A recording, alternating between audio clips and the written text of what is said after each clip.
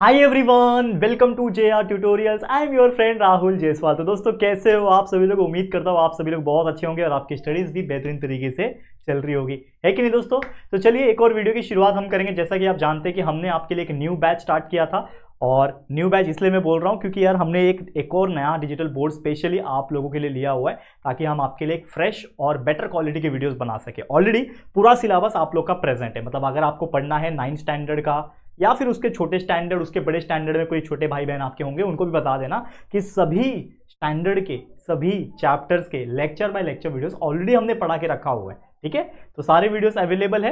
ये तो दोबारा पढ़ा रहे हैं हम लोग ताकि और बेटर क्वालिटी बना सके, ताकि आप लोग को और अच्छा लग सके। लेकिन जो ऑलरेडी चैप्टर्स सब चीज़ प्रेजेंट है उसको भी आप देखो और पढ़ाई करते रहो, बस इतना बोलना चाहता हूँ। एक ही मात्र मकसद है मेरा, यार आप लोग के लिए बेस्ट क्वालिटी एजुकेशन हम दे सकें और आपके पढ़ाई में आपके लिए कुछ योगदान कर सके। तो प्लीज़ शेयर करते रहो और लोगों को इन्फॉर्म करते रहो। ठीक है, शुरुआत हम करेंगे 9th स्टैंडर्ड की साइंस की। हमने शुरुआत ऑलरेडी कर दी है, फर्स्ट चैप्टर जिसका नाम है लॉ ऑफ मोशन। इसका फर्स्ट लेक्चर ऑलरेडी हमने बना दिया था। आज हम देखने जा रहे हैं लेक्चर नंबर 2।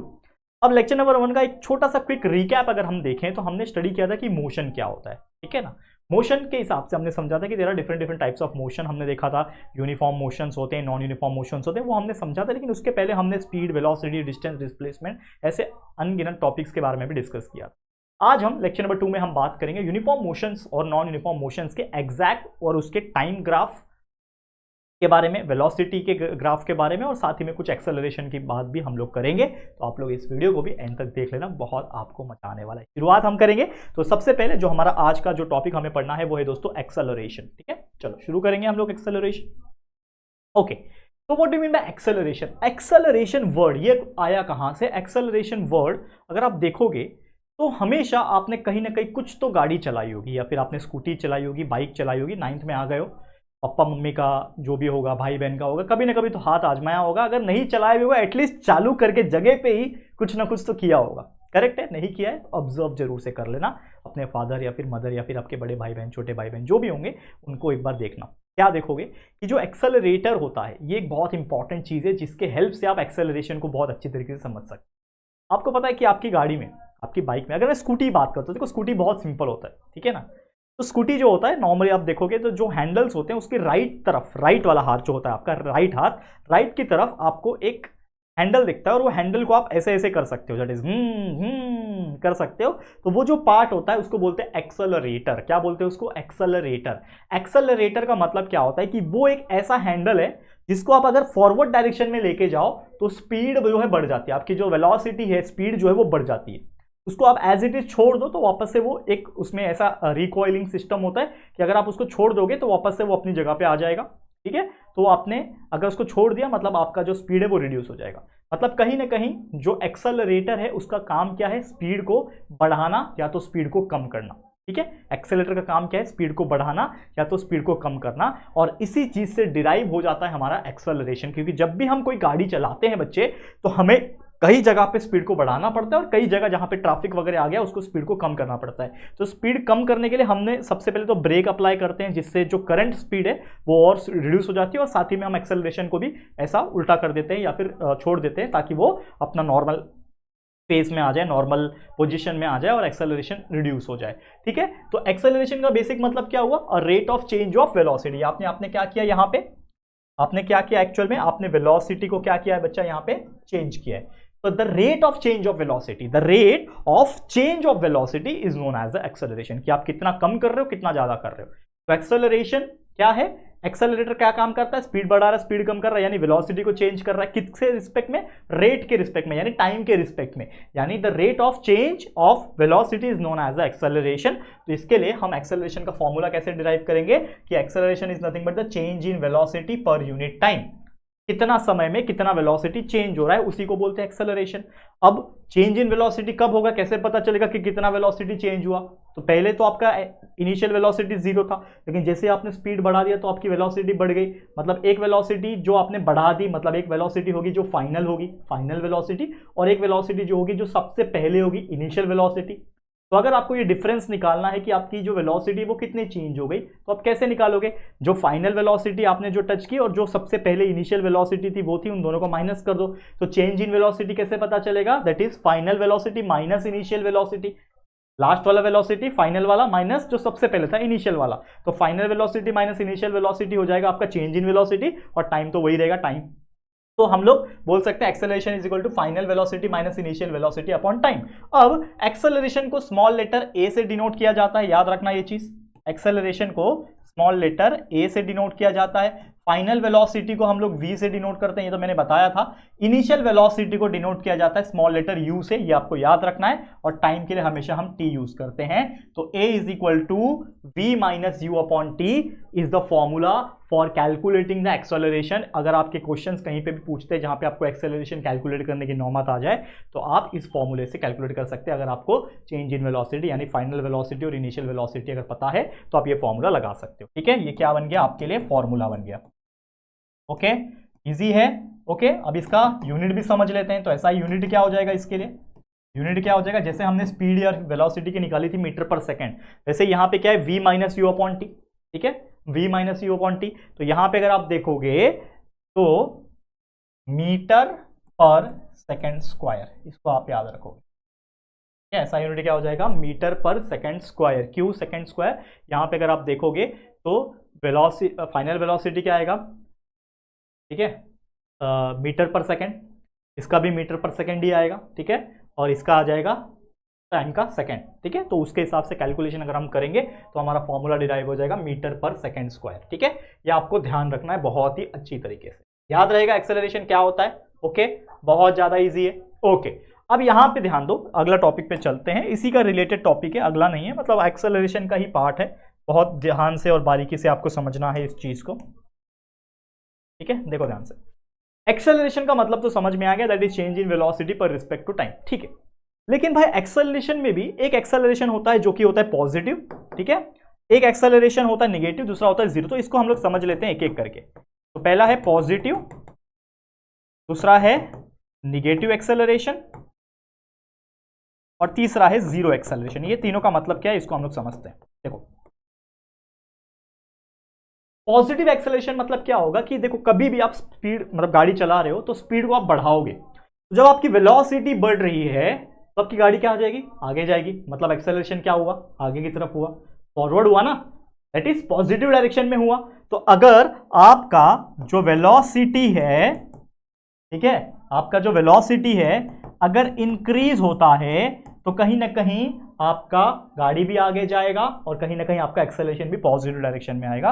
तो अगर वेलोसिटी इंक्रीज होता है तो समझ जाना कि आपका एक्सेलरेशन कौन सा है, पॉजिटिव एक्सेलरेशन है। लेकिन कभी ऐसा किया है कि आपने स्पीड को कम करने के लिए आपने एक्सेलरेटर जो पकड़ा था और फॉरवर्ड डायरेक्शन में आप लेके जा रहे थे, तो आपने उसको छोड़ दिया और वो अपने आप रिगेन होके वो अपने पोजिशन में आ जाता है। आपको पता है ना, उल्टा हो जाता है वो, जैसे आप पकड़ के आगे लेके जाते हो तो वो आगे जाता है हैंडल, ठीक है, हैंडल जो है वो ऐसा घूमता है, लेकिन जैसे आप छोड़ दोगे तो वो घूम के वापस अपने आप आ जाएगा, क्योंकि उसमें एक स्प्रिंग लगा होता है, एक वायरिंग सिस्टम वैसा होता है।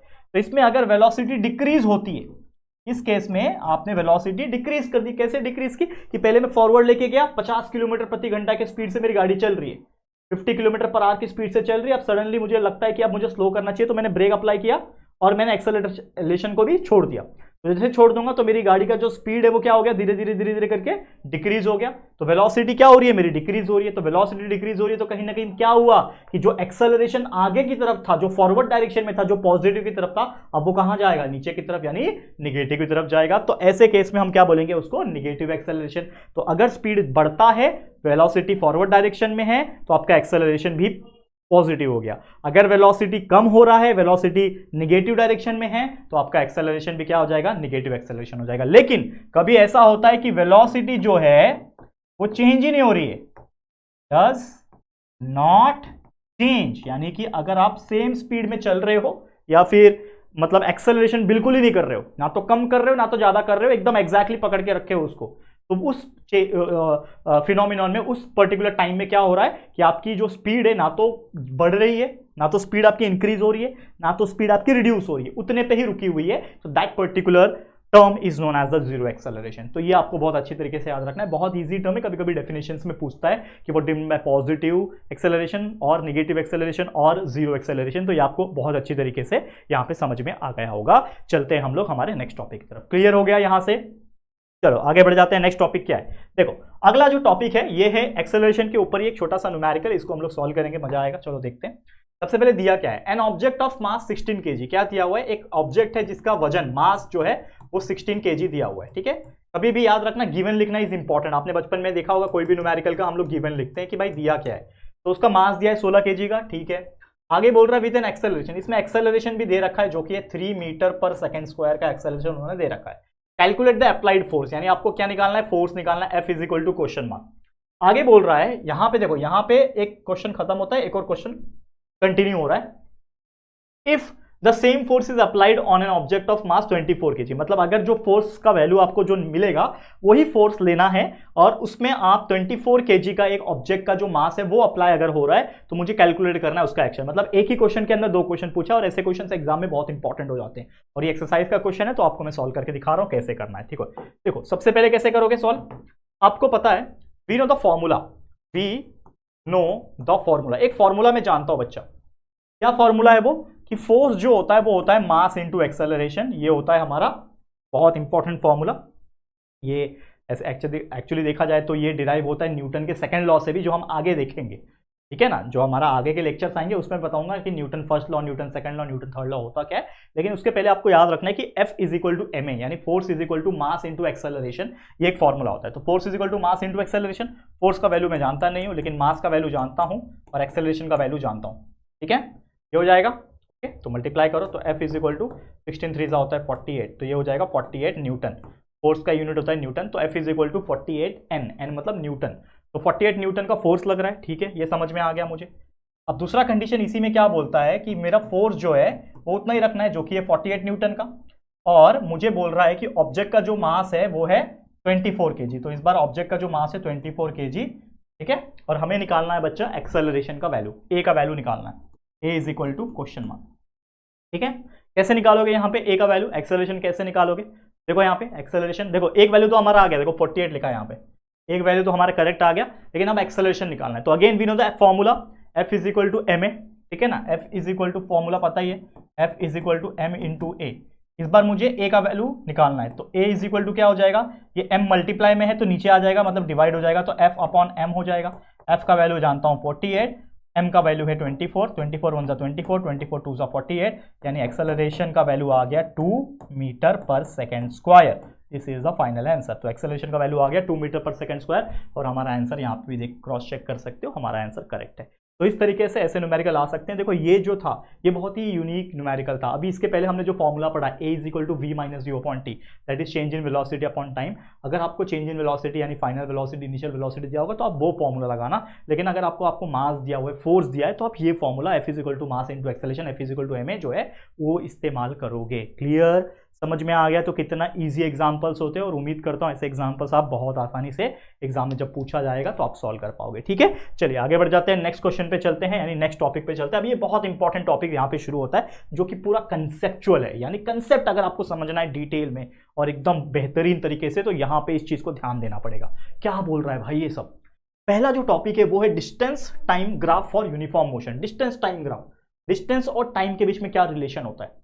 तो देखो हमने एक टॉपिक पढ़ा था, क्या बोला है ये, for uniform motion. Uniform motion हमने समझा था, याद है वो टॉपिक अमर अकबर एंथनी वाला लेक्चर नंबर 1 में पढ़ाया था मैंने। तो उसमें क्या था, यूनिफॉर्म लीनियर मोशन, और लीनियर मोशन मतलब स्ट्रेट लाइन। स्ट्रेट लाइन में अगर कोई चल रहा है मतलब लाइन में चल रहा है, मतलब लीनियर मोशन, करेक्ट है। तो उसमें हमने समझा था uniform motion, uniform linear motion या फिर यूनिफॉर्म स्पीड का मतलब क्या है, कि अगर कोई व्यक्ति या फिर कोई ऑब्जेक्ट इक्वल डिस्टेंस कवर कर रहा है इक्वल टाइम में, यानी उतना ही डिस्टेंस में उतना ही टाइम में उतना ही डिस्टेंस कवर कर रहा है। आधे घंटे में कितना कवर कर रहा था, हमने देखा हर आधे घंटे में 20-20 किलोमीटर अमर जो था वो कवर कर रहा था। मतलब वो क्या कर रहा है, यूनिफॉर्म मोशन फॉलो कर रहा है और यूनिफॉर्म स्पीड के साथ फॉलो कर रहा है। वही कंसेप्ट है यहाँ पे यूनिफॉर्म मोशन को समझने के लिए, कि an object in uniform motion covers equal distance in equal time interval, यानी कि इक्वल टाइम में इक्वल डिस्टेंस अगर कोई ऑब्जेक्ट कवर करता है तो उस मोशन को हम क्या कहेंगे, यूनिफॉर्म मोशन कहेंगे। कि मतलब कि वो जो मोशन हो रहा है वो एकदम यूनिफॉर्मली हो रहा है। इसको समझने के लिए हमारे पास एक ग्राफ है, उस ग्राफ से समझेंगे। जैसे यहां पे आपको दिया हुआ है टाइम के कुछ वैल्यू, साथ ही में दिए हुए डिस्टेंस के कुछ वैल्यू, इसको समझते हैं। देखो बहुत ध्यान से समझना बच्चा, ये अगर आप समझ पाओगे तो आपको बहुत ईजी लगेगा। ठीक है, देखो ध्यान से क्या बोल रहा है, यहाँ पे कुछ टाइम के वैल्यू दिए हैं सेकंड्स में, तो हमने क्या किया, एक ग्राफ को प्लॉट किया है टाइम वर्सेस डिस्टेंस। तो यहाँ पे टाइम है, एक्स एक्सिस पे हमने क्या ले लिया, ये हमारा एक्स एक्सिस है, यहाँ पे हमने टाइम ले लिया है 10 20 30 से करके, ठीक है, आप 5 10 15 भी ले सकते हो, कोई दिक्कत की बात नहीं है, ऐसा प्लॉटिंग में कोई दिक्कत नहीं आता है, ग्राफ तो आपने सीखा ही होगा कैसे प्लॉट किया जाता है। यहाँ पे हमने डिस्टेंस ले लिया है 20 40 60 ऐसे 20 20 के गैप, ठीक है। अब हम क्या करेंगे, एक एक करके प्लॉट करेंगे। तो जब टाइम 0 था तो डिस्टेंस कितना है 0, तो जब टाइम 0 है तो डिस्टेंस भी 0 है, मतलब यहीं पे आ जाएगा, यहीं पे आ जाएगा, ठीक है। अगला है जब टाइम 10 है डिस्टेंस 15 है, तो जब टाइम 10 है तो डिस्टेंस कितना है 15, 15 कहां पे आएगा मुझे बताओ, 15 कहां पे आएगा, ये 20 है तो 15 इसके आसपास ही कहीं पे आएगा, ये वाला पॉइंट पे कहीं आएगा, तो ये आपका हो गया पहला पॉइंट। दूसरा है जब टाइम 20 है तो डिस्टेंस 30 है, जब टाइम 20 है, जब टाइम 20 है तो डिस्टेंस 30 है, 30 कहां आएगा, 30 कहां आएगा, 20 और 40 के बीच में, मतलब लगभग एग्जैक्ट यहां पे आ जाएगा, ये होगा 30 का पॉइंट, ये 20 और 40 के बीच में होगा ना कहीं पे 30, तो यहाँ पे आ गया 20 जब है तो ये 30 है। अगला है जब ये 30 है ये 45 है, तो ये 30 जब है ये 45, 45 कहाँ आएगा, ये 40 और ये 45 लगभग इधर पे आना चाहिए, क्योंकि देखो 40 है, 41 42 43 44 45, ठीक है ना, यहाँ के आसपास कहीं पे आएगा, तो ये हो गया, ठीक है। समझ में आ रहा है कि नहीं आ रहा, बहुत ईजी है। ये जब 40 पे है तो ये 60 पे है, तो ये जब 40 पे है तो ये 60 पे है, मतलब यहाँ यहाँ। उसके बाद जब ये 50 पे है तो ये 75 पे है, तो जब ये 50 पे है टाइम तो वो 75 पे, 75 कहाँ आएगा, 80 के थोड़ा सा पहले, यहाँ के आसपास थोड़ा सा,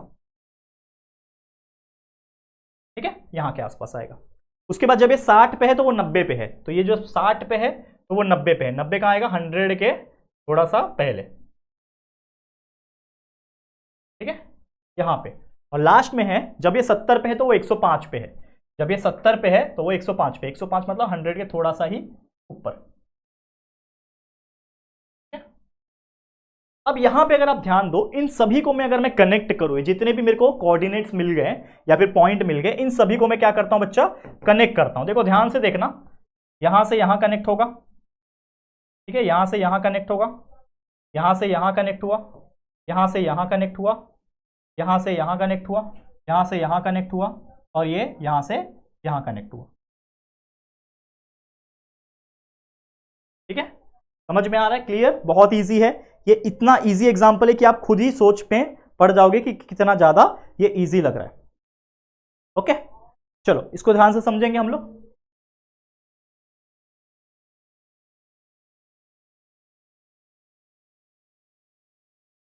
चलो, तो यहां पे अगर आप देखोगे एक चीज, इसको आप देखना, बहुत अच्छे से समझने की कोशिश करना कि यहां पे क्या हो रहा है, यहां पे क्या हो रहा है कि ये जो पॉइंट्स आपस में कनेक्ट हो रहे हैं, ये पॉइंट जो आपस में कनेक्ट हो रहे हैं, ये इससे बता क्या रहा है, देखो 0 से 10 जब टाइम था तो उसने 15 किलोमीटर कवर किया, फिर वापस से 10 से 20 जब आया, मतलब 20 सेकंड के अंदर वापस से 15 किलोमीटर, ठीक है, वापस से 30 से 40 पे आया तो 15 किलोमीटर, मतलब जब टाइम मेरा 10-10 सेकंड बढ़ रहा है तो मेरा डिस्टेंस भी 15-15 किलोमीटर बढ़ रहा है। देखो 15 35 45 15 का टेबल है ये, बराबर, समझ में आ रहा है। तो हर जो टाइम है मेरा, ठीक है, 60 और 90 ना, हाँ सॉरी, ये मैंने गड़बड़ किया थोड़ा सा, एक सेकंड रुक जाओ।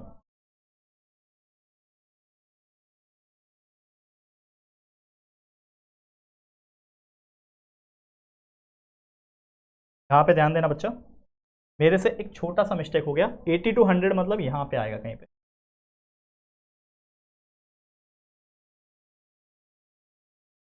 अब लाइन खींच देते हैं,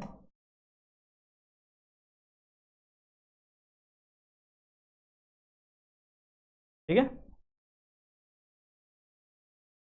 अब देखो यहां पे ध्यान से, तो मैं आपको बता रहा था कि हर 10 सेकंड में जो डिस्टेंस कवर हो रही है वो हो रही है 15-15 किलोमीटर, पहले 10 सेकंड में 15, फिर वापस से 10 सेकंड में 15, 20 से 30 मतलब 10 सेकंड में, फिर वापस से 15, तो हर 10 सेकंड में 15 किलोमीटर डिस्टेंस कवर कर रहा है, और ये एक स्ट्रेट लाइन बन रहा है, ये जो ग्राफ बन रहा है ये स्ट्रेट लाइन बन रहा है, और ये स्ट्रेट लाइन इस बात का सबूत है कि आपका जो ये मोशन हो रहा है, इस ऑब्जेक्ट का जो मोशन हो रहा है वो एक स्ट्रेट लाइन में हो रहा है, इसका मतलब ये एक यूनिफॉर्म मोशन है, ठीक है।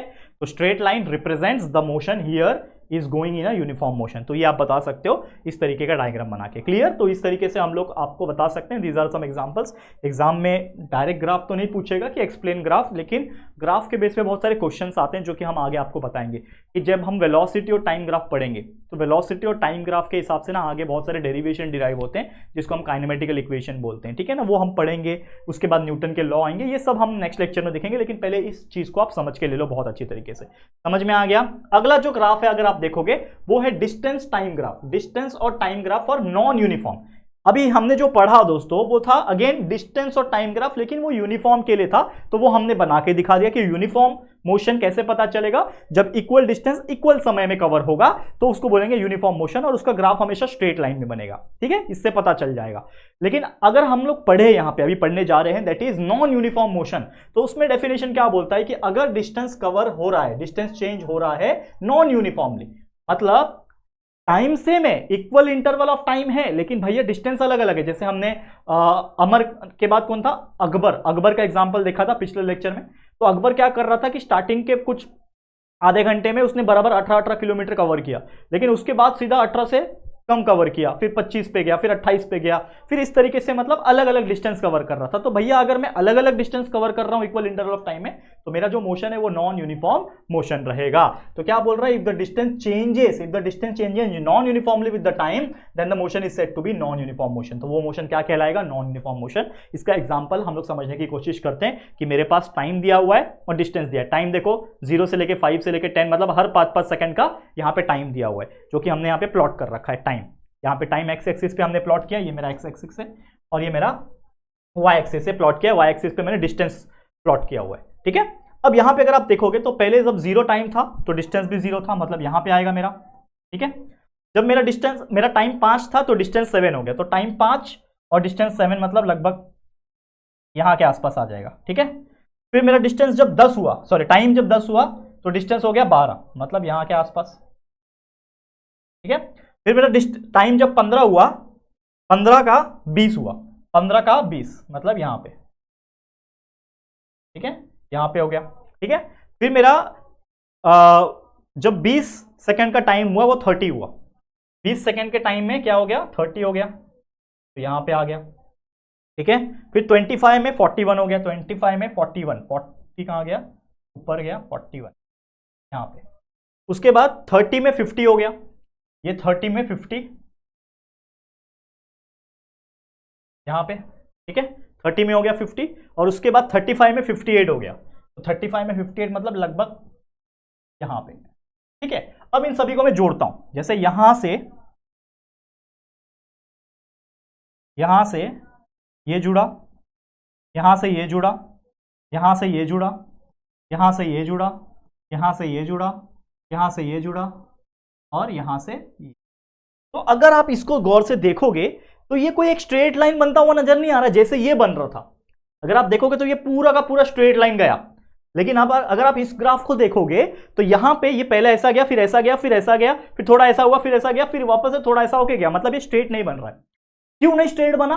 क्योंकि भैया इसके अंदर जो टाइम के हिसाब से, हर 5 सेकंड के हिसाब से जो डिस्टेंस होना चाहिए वैसा वो डिस्टेंस चेंज नहीं हुआ, क्योंकि डिस्टेंस अलग अलग है। यहाँ पे पहले 5 सेकंड में भैया 0 किया, पहले 5 सेकंड में 7 किलोमीटर किया, अगले 5 सेकंड में 5 किलोमीटर किया, फिर अगले 5 किलोमीटर 5 सेकंड के अंदर 12 और 20 के बीच में मतलब कितना 8 कवर किया, फिर 15 से 20 वापस से 5 सेकंड में 20 से 30 मतलब 10 किलोमीटर कवर किया। समझ में आ रहा है? मतलब हर 5 सेकंड में उसका जो डिस्टेंस है वो चेंज होता रहता है। और अगर ऐसा होता है कि डिस्टेंस मेरा अलग अलग है, चेंज होता रह रहा है according to the time, equal interval of time, then that motion is known as the non uniform motion. और वही चीज मैंने यहाँ पे बताया है, इसी को बोलते हैं हम लोग नॉन यूनिफॉर्म मोशन। क्लियर? तो उम्मीद करता हूँ ये ग्राफ के माध्यम से, एग्जाम्पल के माध्यम से आप लोग को ये जो डिस्टेंस टाइम ग्राफ है यूनिफॉर्म का भी और नॉन यूनिफॉर्म का भी आपको समझ में आ गया होगा। चलते हैं नेक्स्ट टॉपिक की तरफ, जो कि होने वाला है most important topic, that is nothing but the velocity और time graph for uniform acceleration.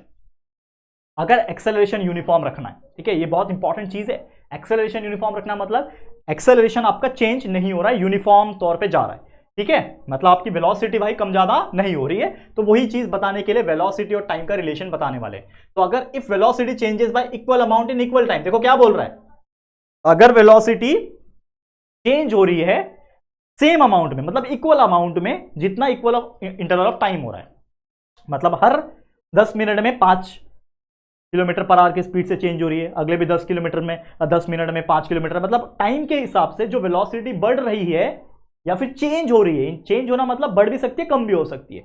तो अगर हर इक्वल इंटरवल ऑफ टाइम में जो वेलोसिटी है वो चेंज हो रही है इक्वली, तो उस पर्टिकुलर एक्सेलरेशन को हम बोलेंगे यूनिफॉर्म एक्सेलरेशन। वही चीज यहां पे डेफिनेशन में बताया है कि if the velocity changes y equal amount in equal time, velocity change हो रही है इक्वल अमाउंट की और इक्वल समय में चेंज हो रही है, तब उसको हम लोग बोलेंगे यूनिफॉर्म एक्सेलरेशन। एग्जांपल समझते हैं कि हमारे पास टाइम और वेलोसिटी दी हुई है, हमारे पास एक ग्राफ है, इसमें हमने एक्स एक्सिस पे हमारा टाइम ड्रॉ किया हुआ है और वाई एक्सिस पे हमने बच्चा वेलोसिटी को ग्राफ किया हुआ है। अब यहाँ पे ये चीज प्लॉटेड है ऑलरेडी, देखोगे तो 0 सेकंड पे ये 0 है, ठीक है। उसके बाद 5 सेकंड पे 8 है, यहाँ पे देखो 5 सेकंड पे ये 8 है, ठीक है। उसके बाद 10 सेकंड पे 16 है, 10 सेकंड पे 16, ये वाला पॉइंट, ठीक है। उसके बाद 15 पे 24 है, 15 पे 24, ये वाला पॉइंट, ठीक है।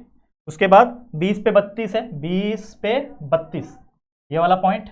उसके बाद आप देखोगे 25 पे 40 है, तो 25 पे 40 मतलब ये वाला पॉइंट, ठीक है। उसके बाद ये वाला पॉइंट है जो कि है 30 पे 48, ठीक है। एंड लास्ट में 35 पे 56, ठीक है। 35 पे ये वाला हो गया और 35 पे 56 मतलब ये वाला।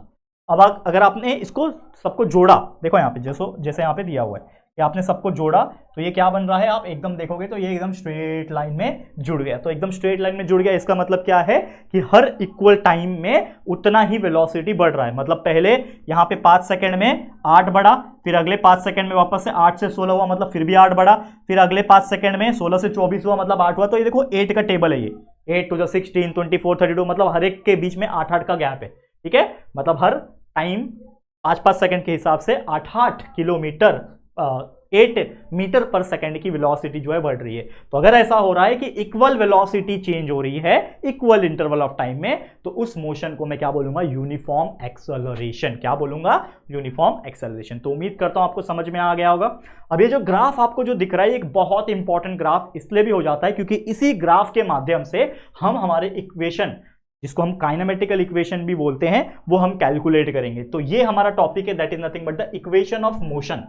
काइनेमेटिकल इक्वेशन को इक्वेशन ऑफ मोशन के नाम से भी जाना जाता है। तो equation of motion using graphical method, और ग्राफ कौन सा, यही वाला ग्राफ का इस्तेमाल करेंगे।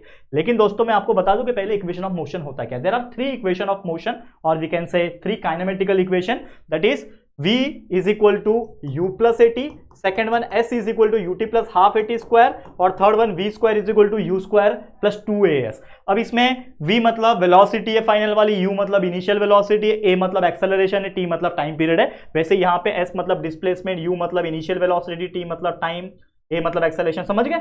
तो ये जो चीजें हैं, तो पहला अगर v is equal to ut देखोगे, यहाँ पे किसके किसके बीच में रिलेशन है, फाइनल वेलोसिटी यानी वेलोसिटी के बीच में और टाइम के बीच में। मतलब पहला जो इक्वेशन ऑफ मोशन है वो वेलोसिटी और टाइम के बीच में है।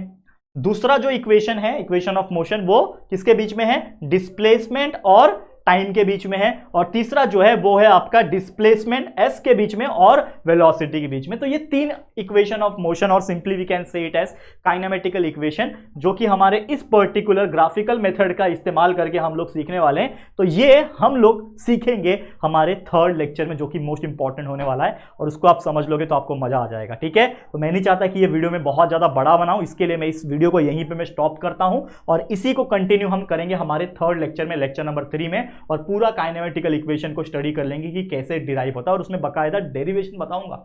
डेरिवेशन इज वेरी इंपॉर्टेंट, तो डेरिवेशन सीखेंगे, काफी मजा आएगा। तो आज के लिए इतना ही, इसी के साथ इस वीडियो को मैं एंड करता हूं। ये वीडियो आपको कैसा लगा है जरूर से हमें कमेंट करके बताना। वीडियो अगर पसंद आया है बच्चा तो प्लीज वीडियो को लाइक करना, इतना मेहनत आपके लिए एक्स्ट्रा किया जा रहा है तो प्लीज इसके लिए अप्रिसिएशन जरूर से बनता है। प्लीज जितना हो सके लाइक करो, कमेंट करो अच्छा, और सबसे इंपॉर्टेंट शेयर कर देना, अपने सभी दोस्तों को शेयर करके बता दो कि राहुल सर आपके लिए कितना बेहतरीन वीडियोस बना रहे हैं। तो प्लीज शेयर टू एवरीवन। और अगर पहली बार आए हो हमारे चैनल पे, अभी तक चैनल को सब्सक्राइब नहीं किया तो फटाफट से हमारे चैनल को सब्सक्राइब करके बेल आइकन को भी प्रेस कर देना, ताकि जब भी कोई वीडियोस अपलोड होंगे आप लोगों को वीडियोस की जो नोटिफिकेशन है वो मिलती रहेगी, ठीक है फ्रेंड्स। तो चलो फिर जल्दी मिलेंगे फिर एक और नई वीडियो में, तब तक के लिए thank you and good bye.